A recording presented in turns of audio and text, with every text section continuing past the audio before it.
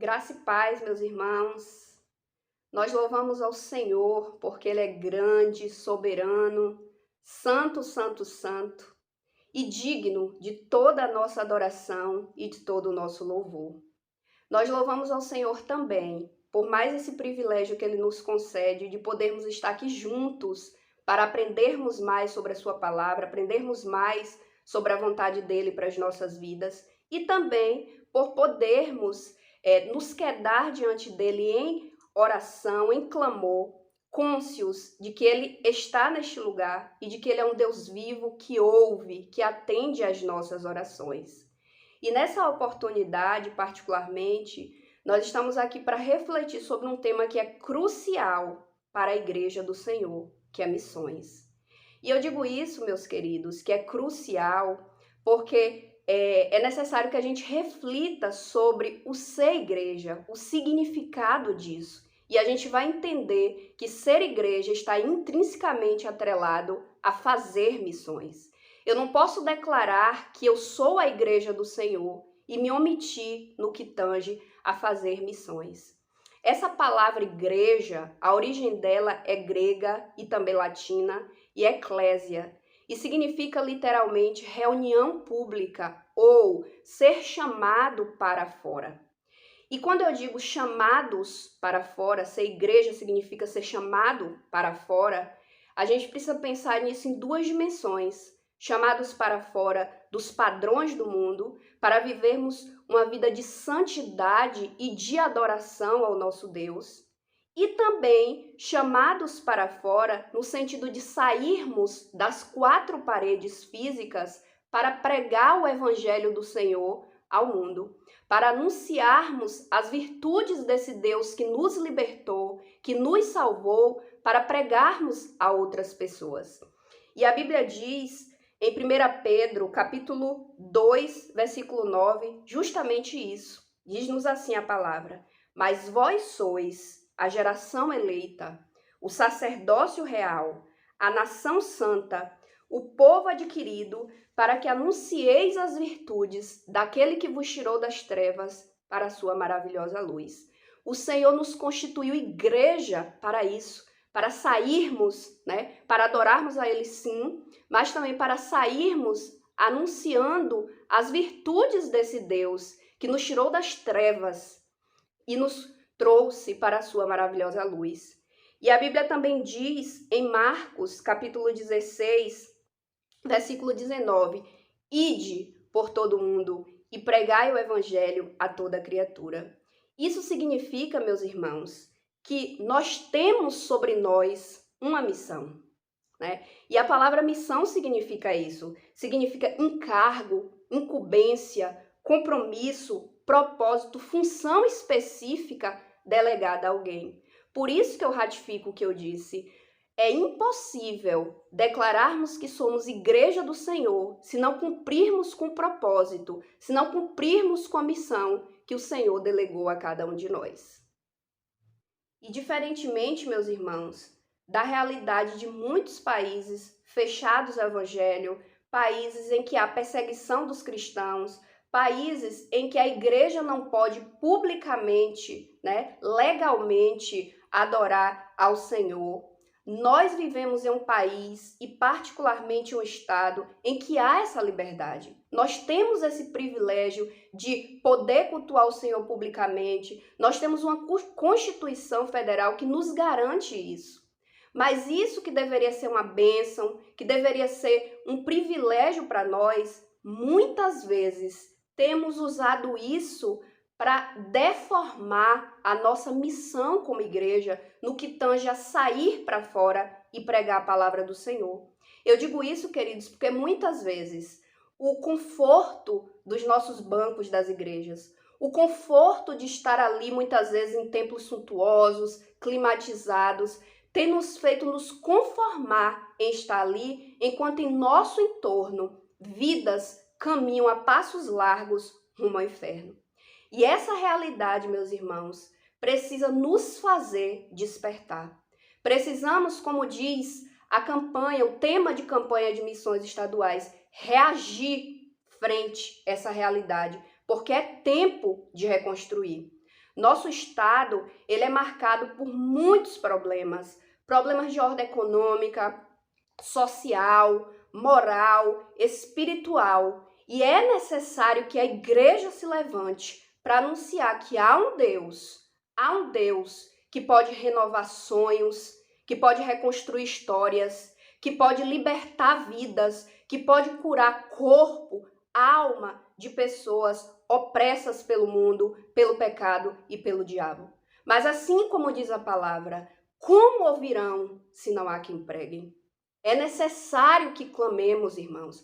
É necessário que saiamos do conforto dos nossos bancos das igrejas para declarar a essa nação, para declarar a esse estado que só o Senhor é Deus e que Ele pode reconstruir tudo aquilo que o inimigo destruiu.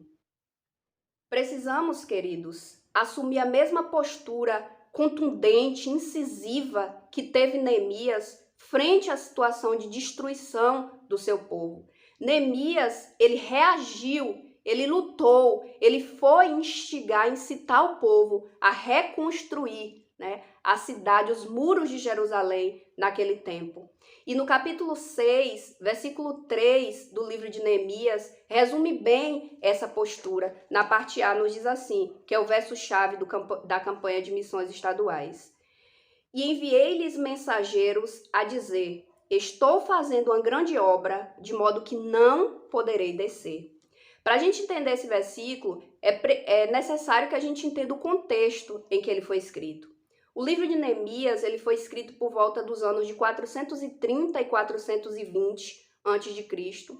E esse livro relata justamente o retorno dos judeus, o retorno do povo de Deus, do cativeiro na Babilônia, de volta para a terra prometida, que era Jerusalém. Por várias vezes a Bíblia nos fala que o povo de Deus se desviou dos caminhos do Senhor. E nesse período em específico, o povo havia se desviado e Deus permitiu que eles fossem levados como escravos pela Babilônia. Mas Deus também, na sua infinita graça e misericórdia, determinou o tempo de escravidão e ele prometeu que no tempo certo ele levantaria, ele suscitaria meios para que o povo voltasse para a terra prometida, para a terra de Jerusalém. E assim ele fez. Depois dos 70 anos de escravidão, Deus moveu o que ele precisou mover, porque o nosso Deus é aquele que quando age, ninguém pode impedir. E o Senhor moveu e o povo voltou para Jerusalém. Não foi de uma vez só, durou 3 etapas, e o livro de Neemias retrata essa terceira etapa da saída do povo da Babilônia para Jerusalém. A grande questão, queridos, é que quando o povo voltou depois desses 70 anos, Jerusalém estava destruída. A Bíblia diz que os muros haviam sido destruídos, o templo do Senhor havia sido destruído, os portões haviam sido queimados. O que havia em Jerusalém era destruição, era ruína e era necessário reconstruir. E nesse período, Neemias também estava servindo na Babilônia, ele estava servindo ao rei da Pérsia. E quando ele ouviu notícias da condição do seu povo, da condição da cidade de ruína, de destruição, a Bíblia diz que ele não ficou indiferente. A Bíblia diz que ele se quedou diante do Senhor em oração, em choro, pedindo ao Senhor que abrisse portas, que gerasse meios para que ele fosse até aquele povo para ajudar a reconstruir os muros, Da Pérsia, onde ele estava, até Jerusalém, havia uma distância de cerca de 1.600 quilômetros. Mas isso não foi barreira para Neemias lutar pela reconstrução dos muros, porque ele entendia que reconstruir os muros, significava dar segurança ao povo, significava dar dignidade ao povo, significava retomar força, o povo ter força novamente. E Deus, na sua soberania e no seu poder, moveu as águas e a Bíblia diz que Neemias foi para Jerusalém. E houve muitas, irmãos, muitas dificuldades, tanto internas quanto externas, para que os muros fossem reedificados. Mas a grande questão, quando a gente lê esse livro, é que Neemias, em momento algum, a despeito de todas essas dificuldades, ele desistiu. Ele sabia que era necessário lutar para reconstruir aquilo que havia sido quebrado. Era necessário reconstruir os muros de Jerusalém. E a Bíblia diz que ele lutou. Na direção do Senhor, ele lutou e não desistiu. E em 52 dias, os muros de Jerusalém foram reedificados. Isso precisa impactar as nossas vidas. Isso precisa servir de lição para nós. É necessário que lutemos. É necessário que nos levantemos, irmãos. E a despeito de todas as dificuldades, que a gente vá pregar a reconstrução. A gente reaja e vá lutar pelo nosso estado, pelas vidas que têm perecido no nosso estado. E nós podemos fazer isso de várias maneiras, irmãos. Podemos ir, podemos ofertar, podemos orar, podemos clamar ao Senhor, mas o que importa é que reajamos, não nos conformemos, queridos. Não fiquemos presos e conformados com o conforto dos nossos templos, porque é tempo de reconstruir. Eu queria também, irmãos, deixar um vídeo aqui para nossa reflexão, porque esse vídeo, que eu acredito que alguns dos irmãos já conheçam, mas é sempre bom a gente ser confrontado com essas realidades, né? Mas esse vídeo, ele demonstra uma postura semelhante à de Neemias, a de não medir esforços, né? Neemias disse que aquela obra era muito importante, a ponto de que nada o faria descer, né, daqueles muros até que eles fossem reedificados. Nada ia impedir aquela luta de Neemias em função da reconstrução dos muros de Jerusalém. E esse vídeo nos mostra justamente isso. Não podemos, queridos, de forma alguma, não podemos medir esforços, nenhum esforço para que cumpramos a missão que nos foi outorgada pelo Senhor como a sua igreja. A maior oferta que eu já recebi na minha vida foi de uma criança, na periferia de Belém, ali na cidade de Icoaraci. Eu procurei o pastor e disse: pastor, eu estou indo para uma viagem longa de barco, eu preciso de ajuda. E ele disse assim: vá nas EBFs e peça ajuda às crianças. E eu fui nas EBFs. E nessa congregação, era uma congregação de madeira, em cima de uma vala a céu aberto. Tinha que andar por uma ponte longa para chegar lá. Era uma área extremamente pobre. E eu cheguei com as crianças lá na quarta-feira, falei para elas da obra missionária e disse assim: olha, no sábado eu venho buscar a contribuição de vocês. Pode ser meio quilo de sal, um pedaço de sabão, pode ser uma lata de sardinha, qualquer coisa que sua mãe puder ajudar. Aí no sábado eu passei arrecadando em todas as congregações até chegar nessa. Quando eu cheguei, tinha um menino na porta, pé no chão, calção no meio da canela. E esse menino botou a mão no bolso e disse assim: missionária, eu tenho aqui a minha oferta. Eu voltei, estendi a mão para ele, me abaixei porque ele era pequenininho. E ele disse assim para mim: a senhora sabia que minha mãe foi-se embora, que meu pai foi-se embora e deixou eu, minha mãe e meus irmãos sozinhos? Eu disse: não, meu bem, eu não sabia. Ele disse: a senhora sabia que a mamãe é empregada numa casa e ela sai bem cedo para trabalhar?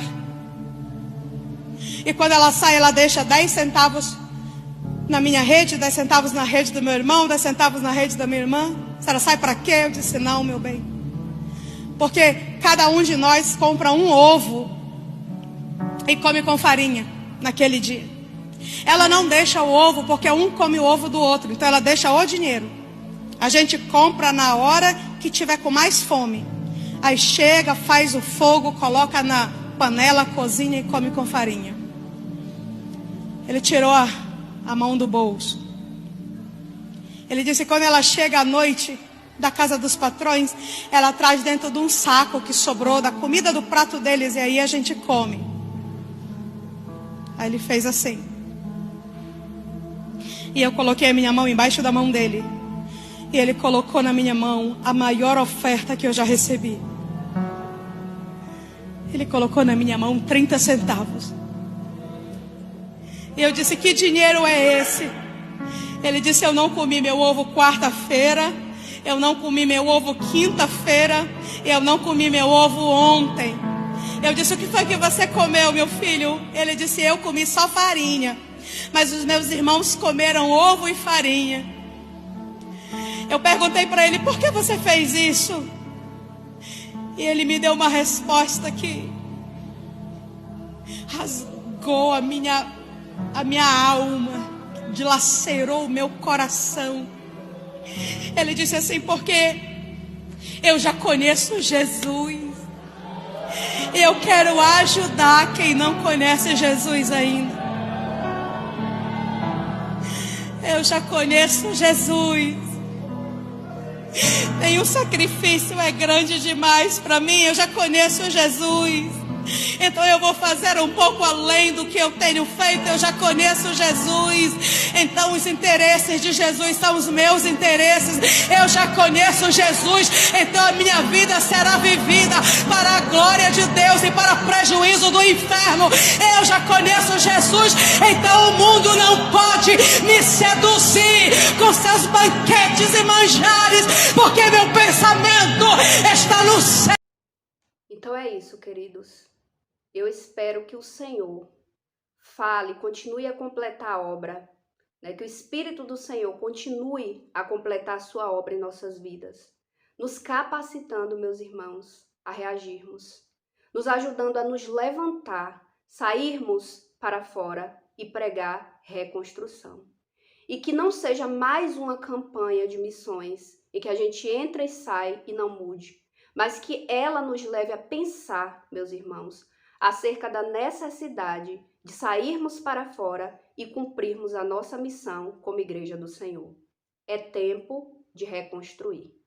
Que o Senhor nos abençoe.